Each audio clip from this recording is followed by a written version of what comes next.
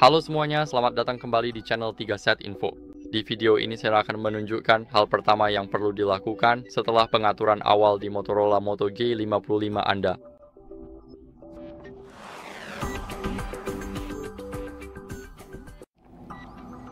Seperti yang kalian lihat, ponsel saya baru saja selesai pengaturan awal. Saya belum terhubung ke Wi-Fi, saya juga belum memeriksa pembaruan sistem, jadi sekarang kita akan melakukannya.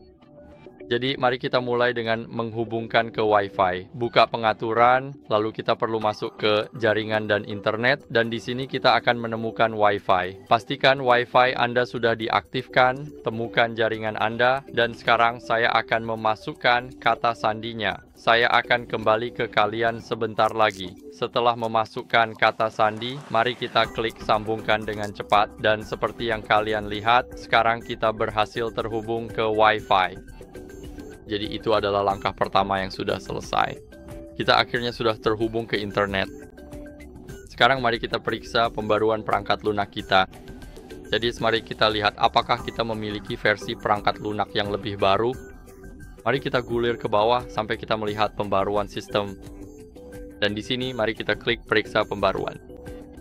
Seperti yang kalian lihat, saya tidak memiliki versinya.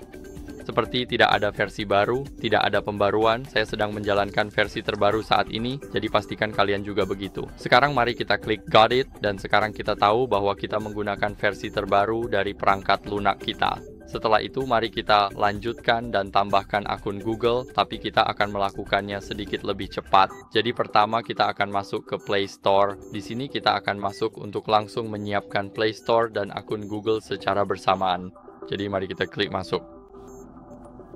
Di sini kita perlu mengkliknya lagi.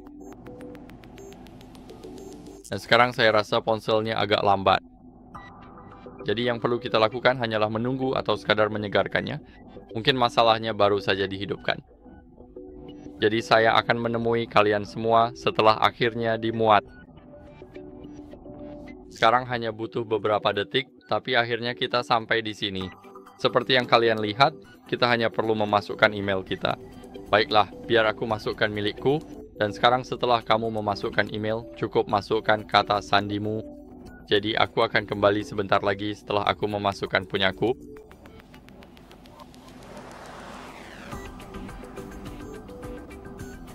Sekarang setelah memasukkan kata sandi, pilih siapa yang akan menggunakan perangkat ini.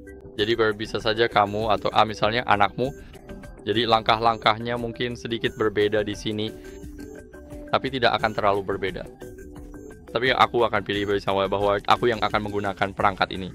Mari kita klik berikutnya. Dan di sini, mari kita klik saya setuju. Sekarang di sini kita punya layanan Google kita.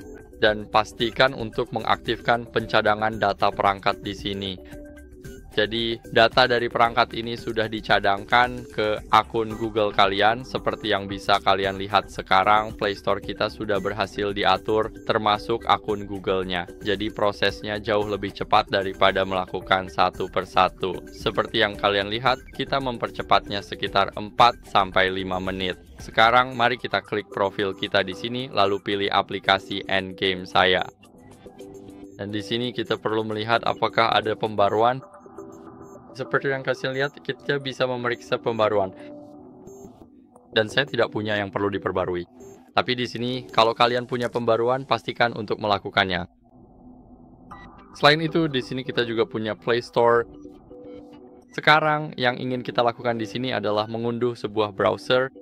Jadi misalnya, jika kalian tidak suka Google atau tidak suka browser Chrome, kalian bisa memilih browser di sini. Jadi misalnya saya ingin menggunakan browser Brave.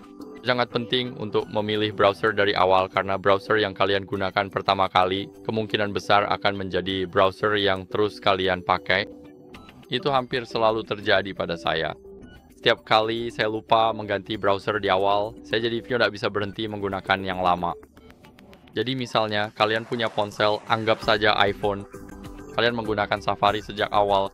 kalian tidak akan beralih ke yang lain. Itulah sebabnya sangat penting untuk langsung menggantinya begitu kalian mendapatkan ponsel. Di sini kalian bisa mengaturnya sebagai aplikasi browser default seperti yang kalian lihat. Mari kita klik atur sebagai default, lalu saya klik mungkin nanti lanjutkan, dan sekarang browser kita sudah siap digunakan. Jadi sekarang yang bisa kita lakukan adalah mengatur kunci layar dan sidik jari kita. Jadi mari kita masuk ke pengaturan. Di sini kita perlu menggulir sedikit ke bawah sampai kita melihat bagian keamanan dan privasi. Sekarang di sini kita akan mendapatkan informasi bahwa perangkat kita mungkin berisiko karena kita belum mengatur kunci layar. Jadi mari kita masuk ke bagian buka kunci perangkat di sini. Mari kita atur kunci layar ini dan kalian bisa memilih pola, PIN, kata sandi atau tidak sama sekali jika ponsel ini akan tersedia untuk umum. Misalnya, jika ponsel ini hanya akan tetap di perusahaan kalian atau semacamnya dan kalian tidak keberatan orang lain mengakses. Jadi, saya akan mengatur PIN sekarang. Seperti yang kalian lihat, PIN harus minimal 4 digit, tetapi PIN 6 digit direkomendasikan untuk keamanan tambahan. Jadi, saya akan menambahkan PIN 4 digit di sini. Ini adalah kata sandi yang paling umum. Mohon jangan masukkan kata sandi seperti yang baru saja saya lakukan. Di sini kita bisa mengaktifkan notifikasi agar hanya muncul saat ponsel tidak terkunci. Jadi, ketika ponsel terkunci, tidak ada yang bisa membaca notifikasi kalian. Mari klik selesai di sini. Seperti yang kalian lihat, sekarang kunci layar kita sudah diatur dan mari kita lanjut ke sidik jari. Sekarang kita perlu memasukkan kata sandi kita dan sekarang mari kita klik pada pengaturan. Seperti yang kalian lihat di sini, kita memiliki sensor dan sekarang kita harus menyentuh dan mengangkat jari. Jadi seperti yang kalian lihat, mungkin butuh waktu untuk membaca seluruh jari dan sekarang kita seharusnya sudah selesai dalam beberapa detik. Sekarang kita bisa klik selesai atau tambahkan sidik jari lain, misalnya ibu jari kalian. Sekarang kita bisa mencoba apakah ini berfungsi. Saya ragu tapi ternyata berhasil. Sekarang mari kita lanjut ke fitur Face Unlock. Dan di sini, seperti yang kalian lihat, kita perlu klik pada pengaturan, klik pengaturan lagi, dan sekarang kita harus menyesuaikan wajah kita dengan kamera. Jadi saya akan melakukannya dengan cepat di luar kamera untuk menunjukkan kepada kalian bahwa ini benar-benar berfungsi.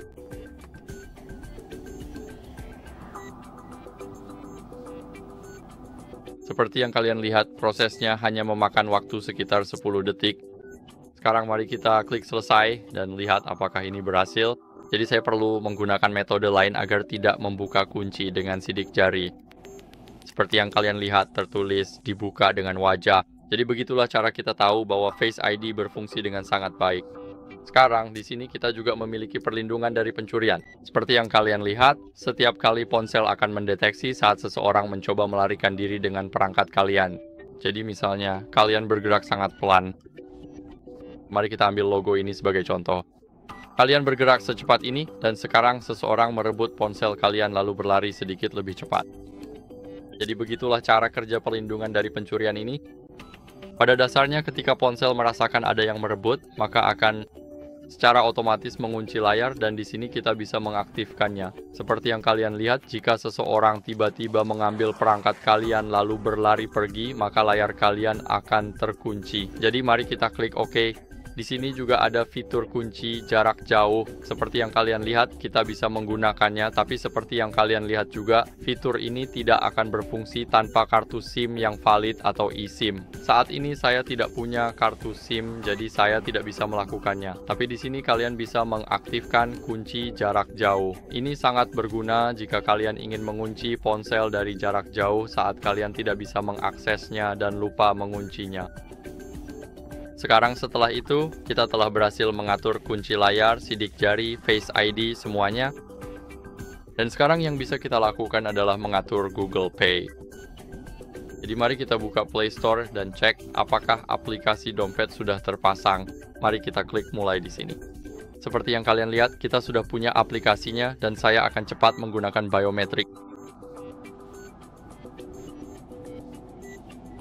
Sekarang mari kita pergi ke sini, lalu ke pencarian aplikasi dan game, dan di sini ketikkan wallet. Seperti yang kalian lihat, kita belum tuh masang Google Wallet. Jadi mari kita install di ponsel kita. Dan sambil menunggu proses instalasi, saya akan tunjukkan maksud saya tadi dengan memperbarui aplikasi kalian.